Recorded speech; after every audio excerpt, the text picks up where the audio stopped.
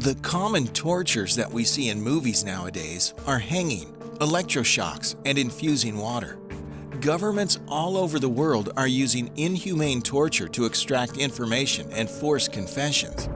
Do you know that colors are used to torture people as well? People would normally say it's black or dark. Utter darkness has unimaginable psychological effects. White room torture is considered to be one of the most dangerous forms of mental affliction. Everything around you is white.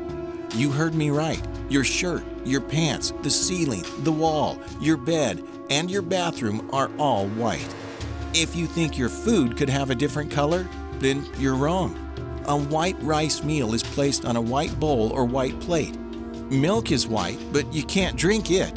You need to eat tasteless food like rice or to drink something tasteless like water. But how could that innocent color take away your sanity? And that is what we call extreme sensory deprivation, which is the so-called white torture. It's a form of psychological torture that uses extreme sensory deprivation techniques to make prisoners hallucinate and experience breakdowns that make them highly vulnerable to psychological manipulation. The white room is not just white, it's also soundproof so that you cannot hear anything. You are not allowed to hear anything but yourself. When I say you can't hear anything, I really mean it.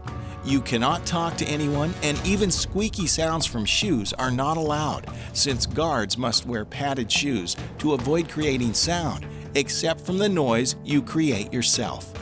If you think you can be friends with your shadow, like what Tom Hanks did in a volleyball in the Castaway movie, it will never be possible because the lighting is designed so that it does not cast any shadows.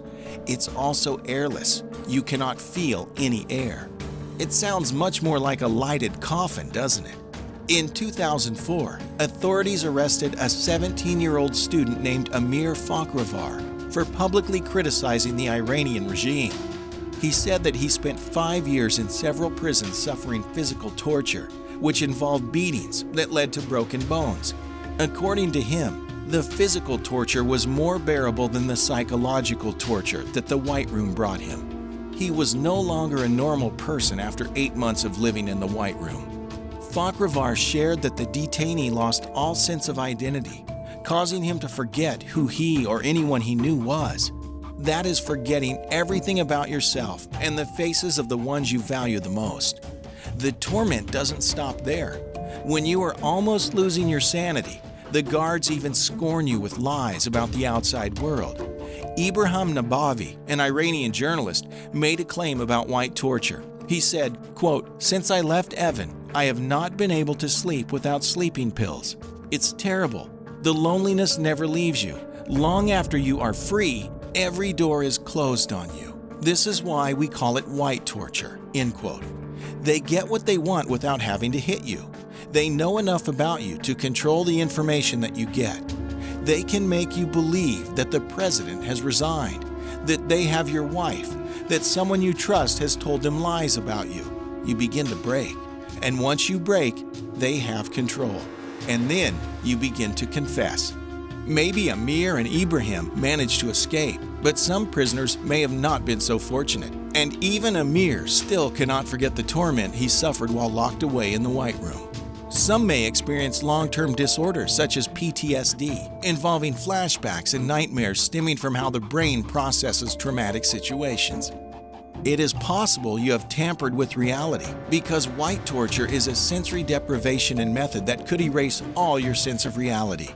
Although it may sound harmless, it has been reported that by depriving the brain of access to color, the victims of this torture quickly can be driven to the brink of madness. They often begin to suffer both visual and auditory hallucinations. If the torture continues long enough, they can become incoherent and even attempt to harm themselves. People need interaction. You need interaction. Interaction with nature, sound, and appearance. Humans need light and interaction to stay sane. According to Haney, human beings are socially connected organisms. It's supported by John Leach's study that a lack of social interaction for prolonged periods causes people to experience difficulty in establishing what is real and what is not.